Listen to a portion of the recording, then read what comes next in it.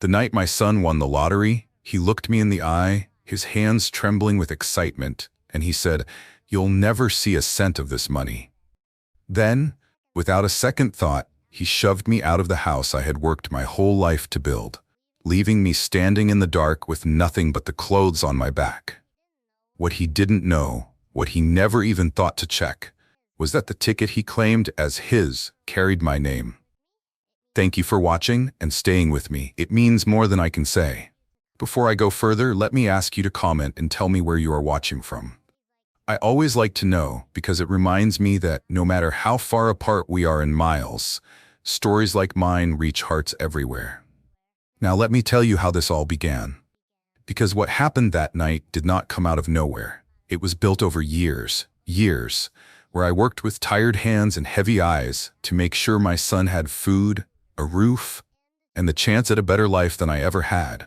I gave up nights of rest. I walked home in the rain from shifts no one else wanted, and I still smiled when I saw him waiting at the table, proud that every sacrifice I made was shaping his future. And all I ever hoped for in return was his respect. Nothing more, nothing less. Yet respect was the very thing he slowly began to take away piece by piece. I raised him with love and patience. I taught him to read the numbers on the lottery slips when he was just a boy, sitting by my side at the kitchen table, his small hands pointing to the lines as I explained what each row meant. And every week we would play together, not because I believed the lottery would change our lives, but because it was something we shared, a ritual between father and son. And I remember the way his eyes lit up each time we checked the results, even if we didn't win. He would laugh and say, "Maybe next time," and that laughter was enough for me, because it was not about the money, it was about the bond. But as he grew older, something shifted. He became sharper with his words, more impatient with me, embarrassed by the way I looked in my worn work clothes, and I noticed how he stopped introducing me to his friends, how he looked away when people asked about me. And those small changes cut deeper than any knife, because when you give your whole life to raising someone, you hope they will carry your name with pride, not with shame. Yet I told myself he was just finding his way, that life would humble him back to kindness. And so I kept quiet. I kept loving him. Even when he rolled his eyes at my stories, even when he said I was too old to understand the world he wanted to live in. I swallowed the hurt and reminded myself that no matter how he treated me, he was still my blood, my son, my reason for working through storms and hunger. And I prayed that the bond we once had, the joy of those nights marking lottery tickets together, would never completely fade. But what I did not know was that the very thing we once shared with love would become the weapon he used to betray me in the cruelest way.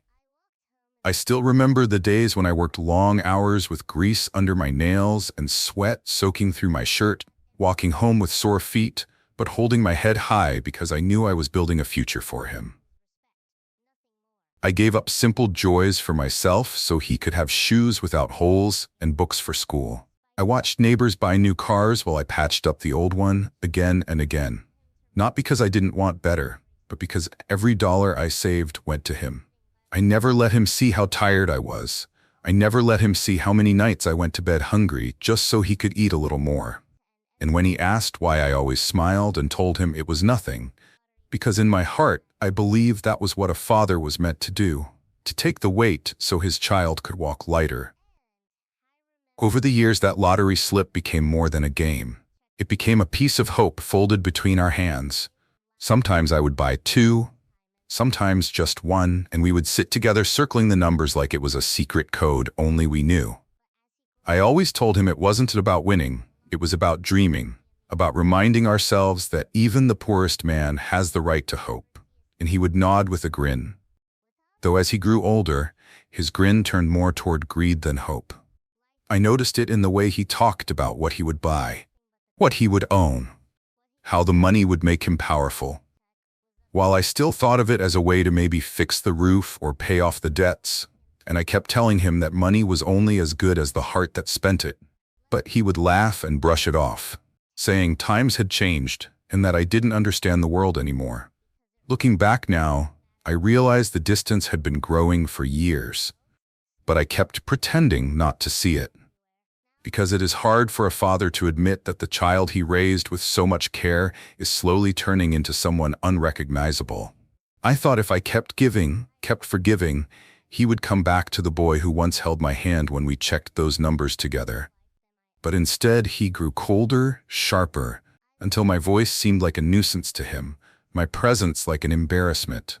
And still I told myself it was a phase, that the world outside had hardened him, and one day he would remember who stood by him through every storm. I told myself that love would bring him back, and that patience was my only weapon. But what I did not know was that fate had its own way of teaching me the truth. The night I handed him both tickets to check was the night that revealed the man he had become.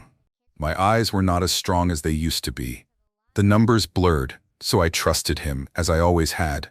I placed both slips in his hand, one mine, one his, and I said with a small smile, "Check them for me, son." And for a moment I saw something in his eyes. Not joy, not love, but something darker, a flicker of temptation. And I ignored it, because no father wants to believe his own blood would betray him. Yet in that small moment he slid my ticket into his pocket as if it belonged to him. And though he smiled and acted as though nothing had happened, I felt a cold shiver run down my spine. For in that instant, the bond I had believed unbreakable was tested.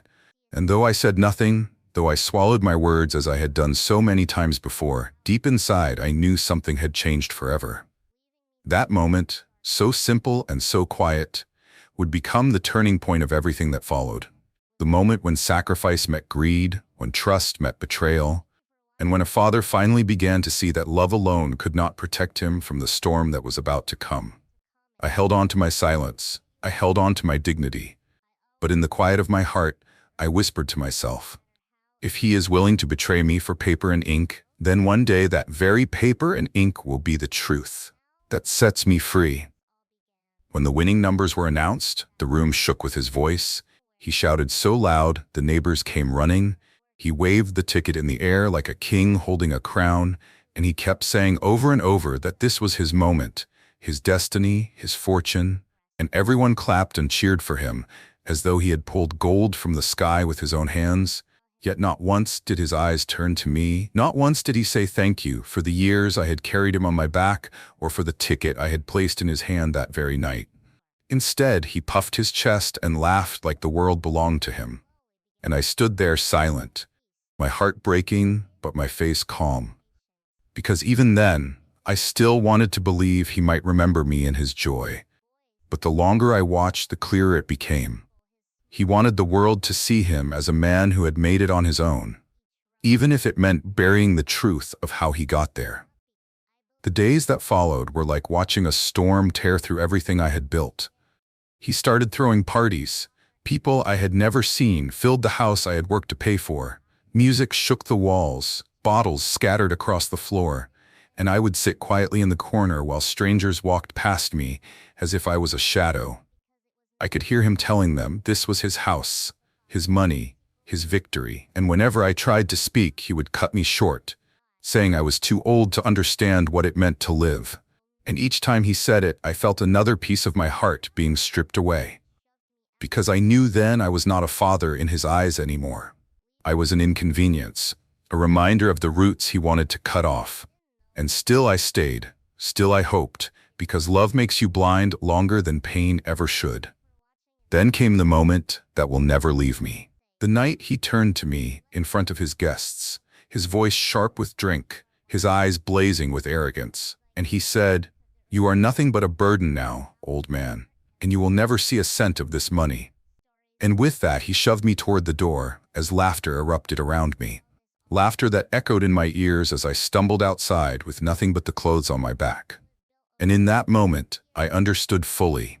The bond between us had been broken, not by poverty, not by hardship, but by greed. And though the sting of betrayal cut deeper than any wound I had ever known, I held on to one truth. He might have stolen my ticket. He might have thrown me onto the street. But he had overlooked the most important thing. The name written on the back. My name. The name he could never erase, no matter how loudly he shouted or how far he pushed me away. And it was that quiet truth that gave me strength as I walked away from the house I had built with my own hands, leaving behind the noise and carrying with me a silence that would one day speak louder than all his lies.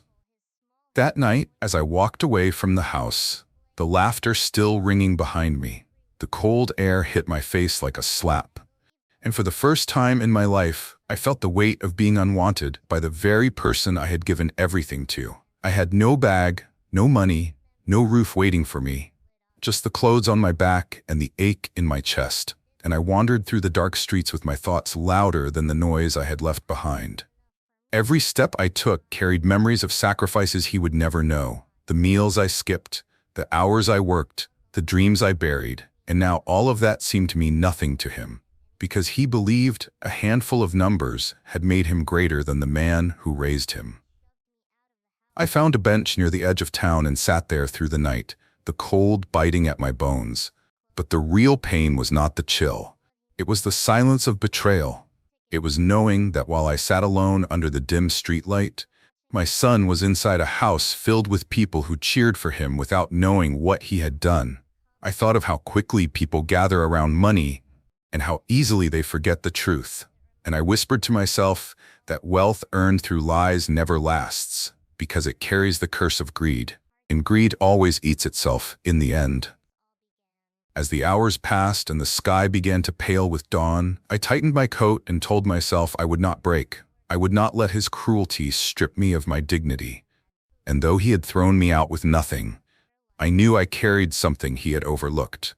My name, written in ink on the back of that ticket, silent but powerful, waiting for the moment when it would speak louder than his arrogance. And in that quiet morning, I promised myself I would not rush, I would not shout, I would not seek revenge with anger. I would let the truth reveal itself in its own time. And when it did, the world would see who truly held the fortune he so proudly claimed as his.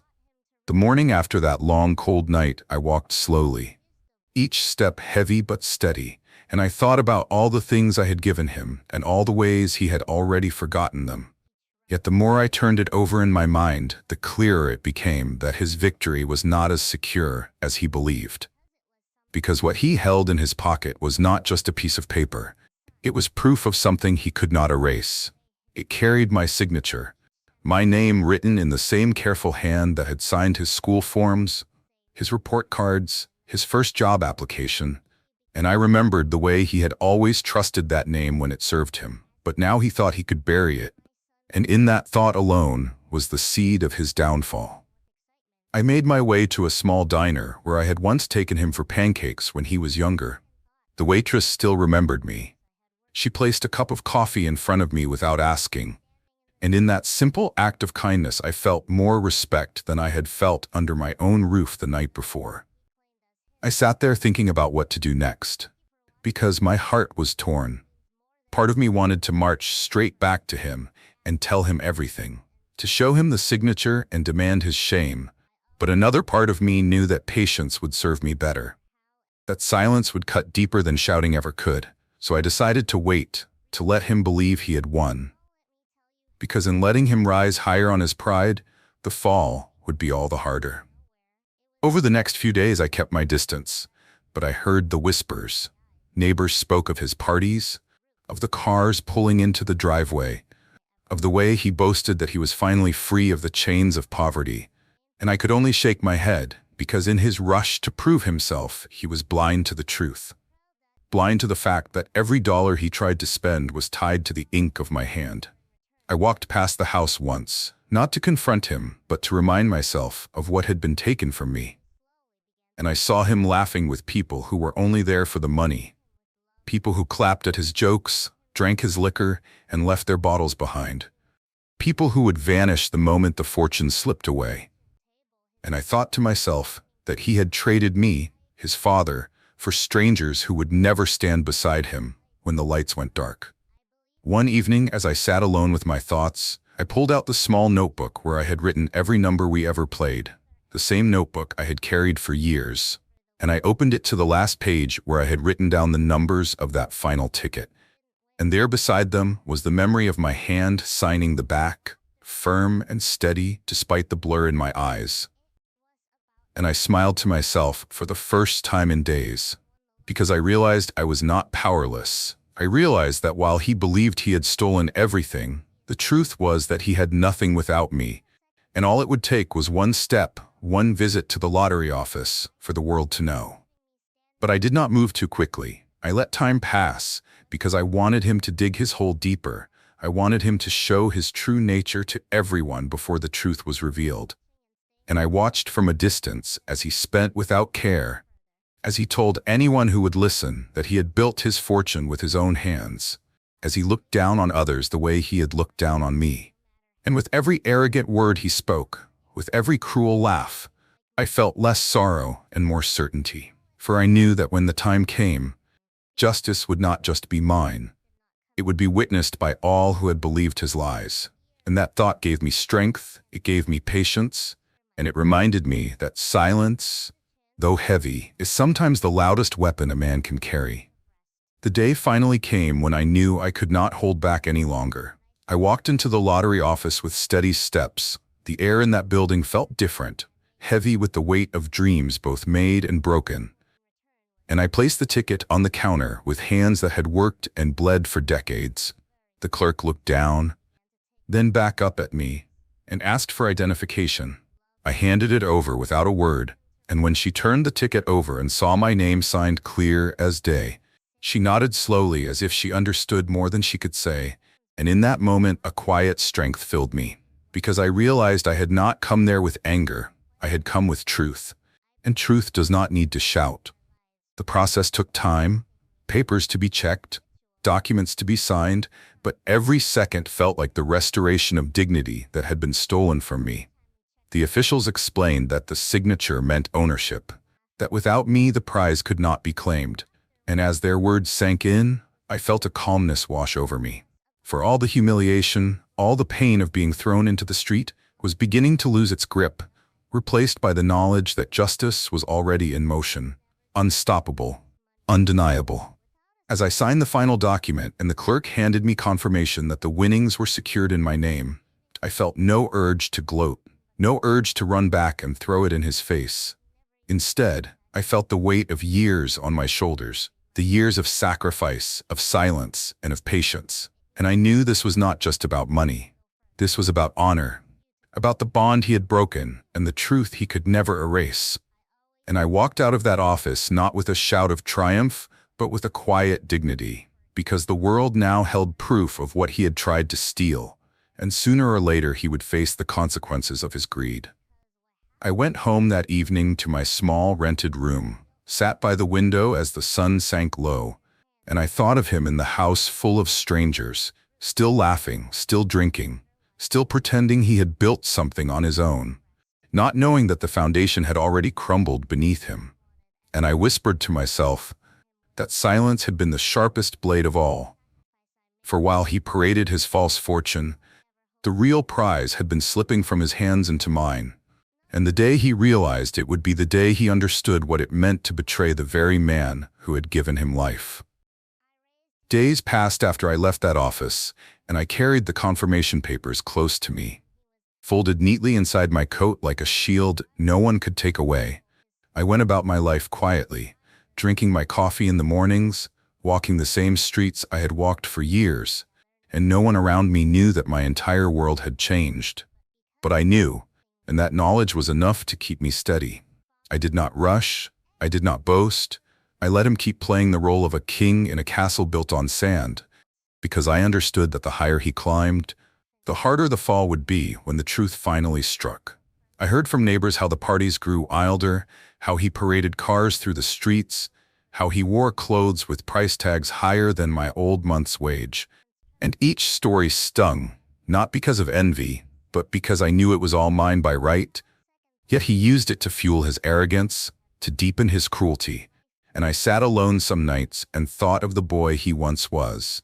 The boy who used to smile when we circled numbers together at the table.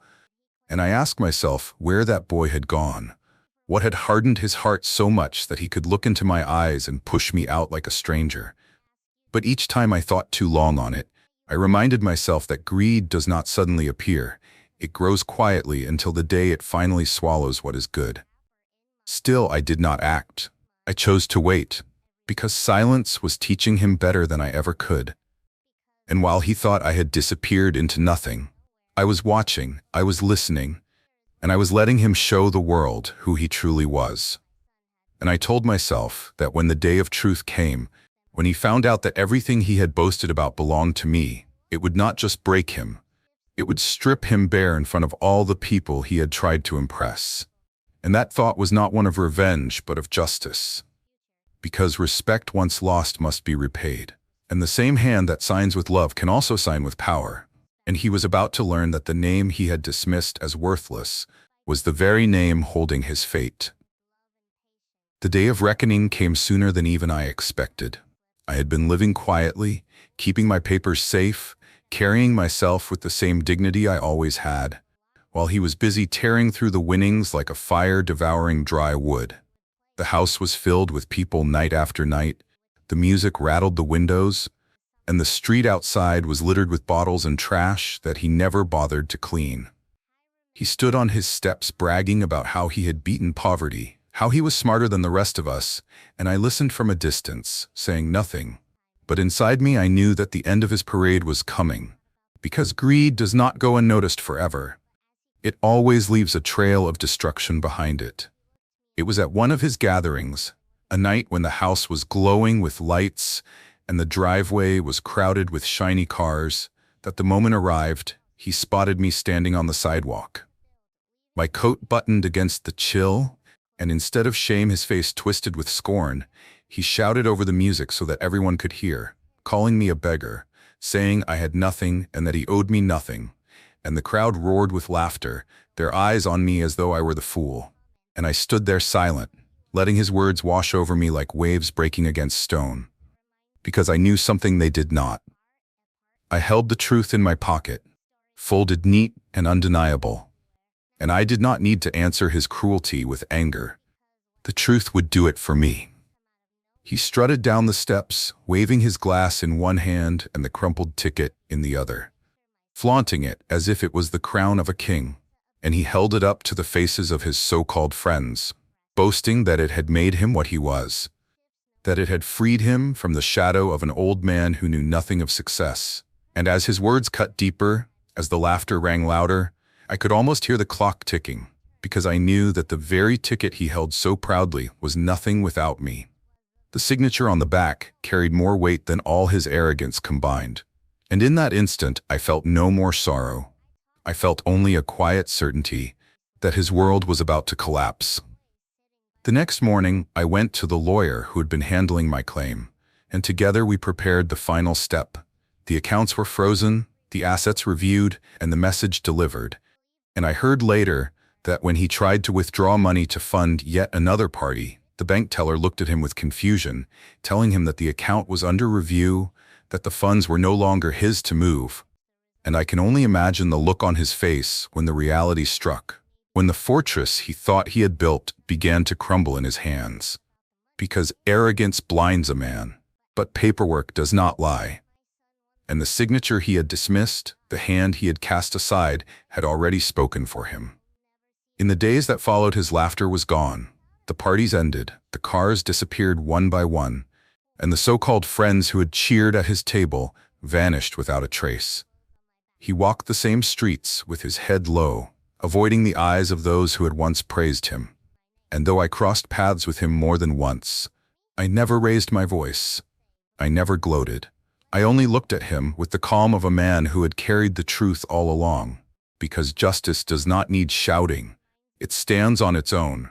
And as I watched him stumble through the ruins of his pride, I understood that the very silence he had mocked had been the instrument of his undoing, and that the respect he had once thrown away was now the only thing he wished he could buy back. But by then, it was far too late. I heard the whispers in town about how quickly everything had slipped through his fingers, how the people who once cheered at his side now crossed the street to avoid him, how the cars he flaunted were repossessed one by one, and how the house that had once been filled with lights and laughter now stood quiet with curtains drawn tight. And I thought about the way he had looked at me on that night, when he called me a beggar, how he had thrown me out with nothing, And I realized that in the end he had thrown himself out too.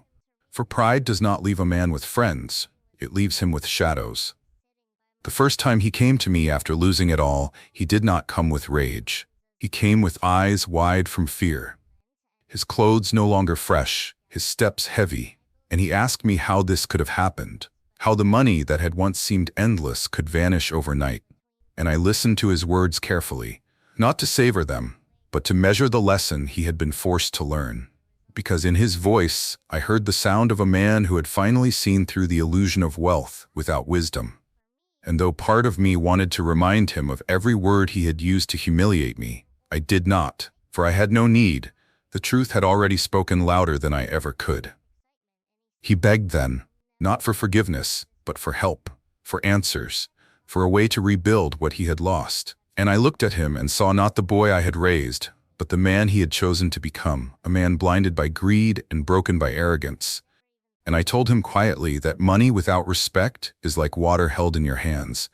It slips away no matter how tightly you try to grasp it, and that every dollar he spent was already half gone, the moment he used it to shame the very one who had stood by him all his life. I spoke softly, not in anger, but in truth, because I wanted him to understand that what he lost was not just money, it was trust, and trust once broken is not easily repaired. He lowered his head then, and for the first time I saw silence in him, not the silence of arrogance, but the silence of a man who has been humbled. And as I watched him sit there in front of me with nothing left but the weight of his choices, I understood that this was the justice life had prepared, not by my hand but by the hand of truth itself. And I felt no triumph, no joy, only a quiet peace that what had been taken from me had been returned, and what he had tried to steal had destroyed him instead. And in that moment I realized that sometimes the greatest revenge is not action, it is patience. Because patience allows the truth to reveal itself in ways louder than vengeance ever could. In the weeks that followed, I watched him wander through the same streets where he once paraded himself as a king, now with his head bent low and his pride swallowed. And I thought about how quickly life turns when built on lies. One moment you are surrounded by noise and laughter, and the next you are alone with only the echo of your choices. And I knew he was learning what I had always tried to teach him, that respect is worth more than money, and that without it, no fortune will last. I did not need to add to his pain. I did not need to remind him of what he had done, because life itself was delivering the lesson with each door that closed in his face and each friend who turned their back on him. And though I carried scars from his betrayal, I also carried peace, because I had chosen silence over anger, and silence had brought me justice. One evening he returned again, this time not to ask for money or favors, but simply to sit across from me at the small table where we had once shared meals. His hands shook as he spoke, his voice no longer filled with arrogance but with shame. He told me he had lost everything, that the house was gone, the friends were gone, and that he did not know who he was anymore.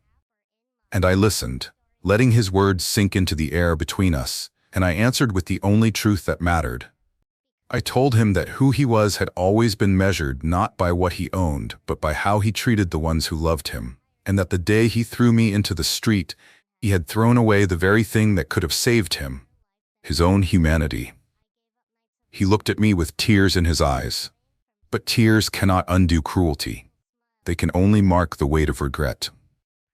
And though I felt the sting of old wounds, I also felt the strength of having endured, because betrayal may cut deep, but it does not have the power to destroy a man who stands in truth. As I walked him to the door that night, I told him one last thing. I said that wealth is like a shadow. It comes and goes with the light, but dignity is the ground beneath your feet. It will carry you as long as you honor it. And I reminded him that a man who loses money may rise again, but a man who loses respect will never stand tall until he learns humility. And I saw him lower his head once more, silent, knowing that every word was true, and I felt a calmness settle over me, because I understood that while he had taken so much from me, he had also given me something back without knowing it. He had reminded me of my own strength, my own patience, and the power of silence. And I thought then of everyone who has ever been betrayed by their own blood, how the pain feels unbearable, but how even in that pain there is a lesson, that love without respect is hollow, and that sometimes the only justice we need is to step back and let truth take its course. And so I closed the door behind him, not with anger, but with the peace of a man who had given enough and who now stood unbroken. When the door closed behind him that night, I stood for a long while in the quiet, listening to the echo of his footsteps fade away, and I thought about everything that had been lost and everything that had been gained. The money had never truly mattered. It was the respect I longed for, the bond I believed unbreakable. Yet what I learned was that dignity is not something another person can take. It is something you hold within yourself, no matter how deeply they wound you. And though his betrayal left scars, it also gave me clarity. It showed me that patience carries a strength sharper than anger, and that silence can speak louder than all the shouting in the world. I chose not to fight with rage, but to wait with truth. And in the end, truth stood taller than pride ever could. And as I sit here now, sharing this story with you, I am not a man broken by betrayal. I am a man who found peace in justice. And if you have stayed with me till this moment, I want to thank you truly for walking through my memories with me.